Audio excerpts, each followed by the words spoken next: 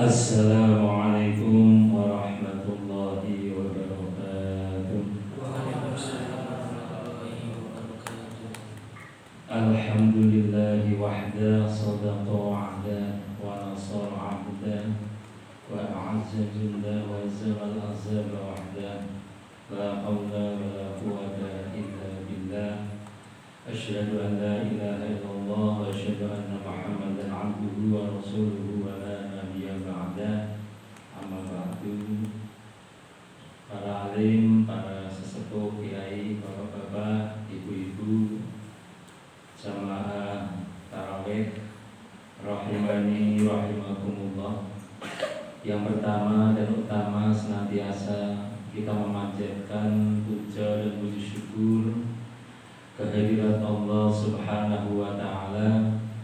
La in syakartum la azidannakum. Semoga dengan syukur kita sungguh Allah akan memberikan tambah nikmat, karunia, anugerah kepada kita semuanya. Allahumma amin. Terutama kita diberikan kesehatan, keistiqomahan dalam melaksanakan amaliyah Ramadan tahun ini.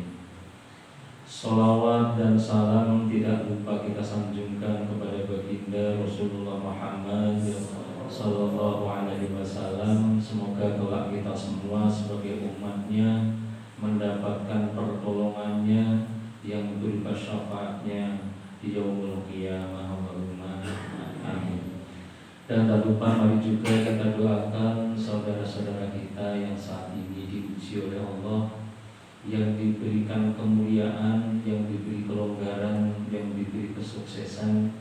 Semoga senantiasa menjadi orang-orang yang pandai bersyukur kepada Allah Subhanahu wa taala. Sedangkan yang sedang diuji dengan musibah, semoga diberikan ketabahan, diberikan kesabaran, dan semoga Allah segera memberikan jalan keluarnya. Yang sakit semoga segera disembuhkan, yang rumit semoga segera dilapangkan. Yang belum bisa bersama kita beribadah bersama, semoga Allah segera mendatangkan hidayah kepada saudara-saudara kita.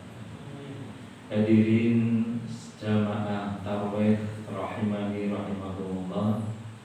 Alhamdulillah saya berterima kasih diberikan waktu untuk bersilaturahmi di masjid, di rumah Allah, di tempat ini dengan nama Al-Jannah. Rasanya sejuk ya. Semoga ini menjadi sebuah jalan kita semuanya, karena yakinlah kita pasti mudik di kampung halaman kita, kampung halaman nenek moyang kita, kampung dari Nabi Adam alaihissalam, yaitu kampung halamannya Al-Jannah. Semoga kita tidak salah arah, tidak salah alamat, dan semoga hidup adalah menjalani. Semoga kelak bermuara di dalam kehidupan kita seperti doa kita yang berkaitan dengan tema yang diberikan, tawakal. Semua memiliki visi orang hidup, memiliki doa satu jagat. Rabbana atina fid dunya hasanah wa fil akhirati hasanah wa qina adzabannar. Ini adalah doa satu jagat yang visioner. Tidak ada orang hidup yang tidak ingin bahagia di dunianya dan kelak mengharapkan kebahagiaan di akhirat. Oleh sebab itu, dengan tema tawakal ini, ya saya diberikan ini, semoga mari kita kaitkan. Hidup adalah menjalani. Hidup bukan memutuskan.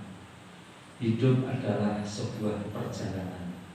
Maka suatu saat nanti kita akan ingin pada suatu tempat di akhir harapan kita, yaitu yang saya sebutkan tadi. Semoga Al-Jannah menjadi muara kita. Amin. Jamaah semua yang saya hormati, semoga umat Islam dengan puasa ini memang dilatih oleh Allah Subhanahu wa taala. Di dalam surat At-Tin sudah disebutkan, A'udzu billahi minasyaitonir rajim. Laqad khalaqnal insana fi ahsani taqwim. Manusia itu sungguh diciptakan oleh Allah dalam bentuk yang paling sempurna secara fisik, maupun secara psikisnya. Manusia ini manusia yang paling bisa adaptif, yang bisa hidup di mana saja. Oleh sebab itu, kehebatan manusia ini tidak luput dengan kelemahannya. Allah yang menciptakan kita, sehingga dalam ayat berikutnya, laqad khalaqnal insana fi ahsani taqwim. Walaupun kita sempurna, tapi kita sungguh manusia itu bisa berada dalam derajat yang paling rendah. Oleh sebab itu, spektrum ini penting kaitannya dengan kuasa. Manusia itu misterius, unik, terus berubah spektrumnya. Kadang imannya tebal, kadang tipis, dan terus begitu putarannya. Oleh sebab itu, manusia diberikan perbaikan diri dengan kuasa ini menjadi salah satu bentuk supaya manusia ini selamat di dunia dan selamat di akhirat. Allahumma amin. Oleh sebab itu, kita memang di dalam menjalani hidup, kalau tadi muaranya kita hidup ini melihat suasana orang selalu update COVID, melihat perkembangannya, berapa banyak yang kena. Begitu manusia takut, tapi manusia tidak pernah menghitung berapa manusia yang memang semakin jauh dari Allah, semakin stres, semakin depresi. Dia tidak ada yang mengetahui, dirinya sendiri juga tidak tahu. Oleh sebab itu, di dalam rangka itu, manusia dalam rangka menjalankan hidup ini ada 3 langkah utama. Yang pertama, di dalam melakukan apapun diawali dengan doa. Doa adalah sebuah visi, sebuah harapan.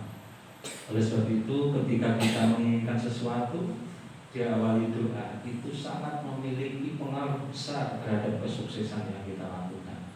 Jadi doa. Mengapa di dalam ayat Al-Quran selalu diawali dengan Bismillahirrahmanirrahim? Itu doa.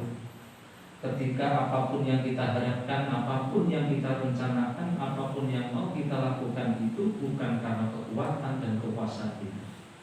Bismillah dengan bab yang pertama di dalam tafsir bisa berarti kita tidak sendiri, ada kekuatan Allah yang menjalankannya. Oleh sebab itu, orang Islam yang sukses dia tidak akan sombong, karena keberhasilan itu bukanlah karena kekuatan dirinya, tapi memang karena kekuatan dari Allah Subhanahu wa ta'ala. Yang kedua, dalam lafal B ini juga kita bersumpah. Kesungguhan itu kalau seorang pegawai mau bekerja disumpah supaya kita bisa berkinerja lebih baik lagi. Oleh sebab itu, dengan yang kedua, dengan sumpah, dengan nama yang dipakai, nama Allah. Maka ada filosofinya, kenapa nama itu sebuah doa. Jadi dalam ungkapan Bismillah ini memang nama itu sebuah doa dan harapan. Saya kira orang tua yang memberikan nama anaknya penuh dengan harapan. Kalau diberi nama Pak Untung, ya hidupnya semoga menjadi orang yang beruntung. Orang yang kalau bahasa Jawa ada bejo, ya orang yang bejo. Kalau dia menjadi orang-orang yang selamat, dia menjadi orang selamat. Semua itu adalah doa. Dan yang dipakai demi tidak tanggung, demi Allah, demi nama Allah. Maka sebuah perbuatan yang diawali sumpah dengan nama Allah, perbuatan itu tidak akan merugikan kepada orang lain.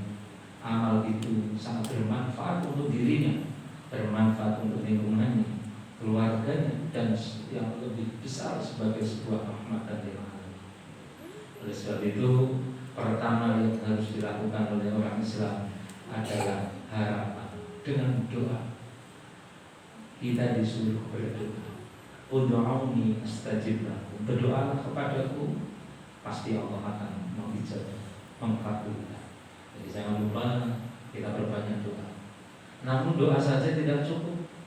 Maka yang kedua adalah usaha. Kita harus memiliki bentuk kegiatan action kita. Kalau sebuah visi itu tidak akan bisa dilakukan tanpa misi. Kita punya tujuan dengan sesuatu yang mau kita lakukan. Oleh sebab itu, manusia hidup ini harus bisa melangkah. Kalau ingin jadi dokter ya sekolah di kedokteran. Kalau dia seorang yang ingin menjadi seorang akuntan ya sekolahnya memang dari jurusan di situ. Sehingga usaha ini dilakukan.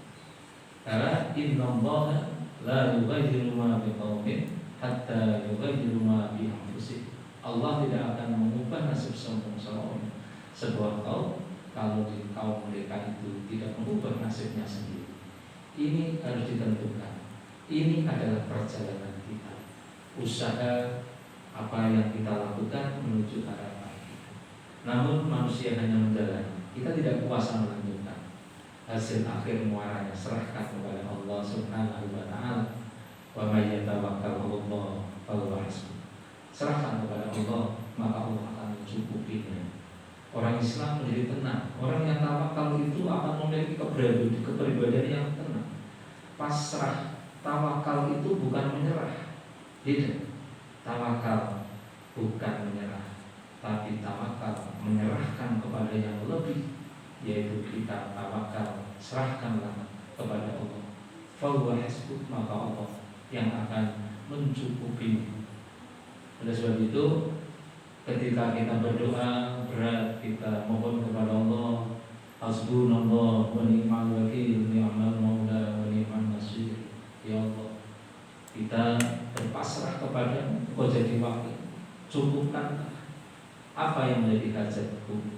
Oleh sebab itu, umat Islam dalam langkah-langkah kehidupan ini dari doa, usaha, setelah usaha bertawakal kepada Allah, insya Allah menjadi orang yang berjiwa tenang, selalu optimis, dan orang ini punya harga diri karena apapun yang diterima ini adalah dari Allah Subhanahu wa ta'ala, bukan dari siapapun. Dia punya harga diri karena Allah Subhanahu wa ta'ala.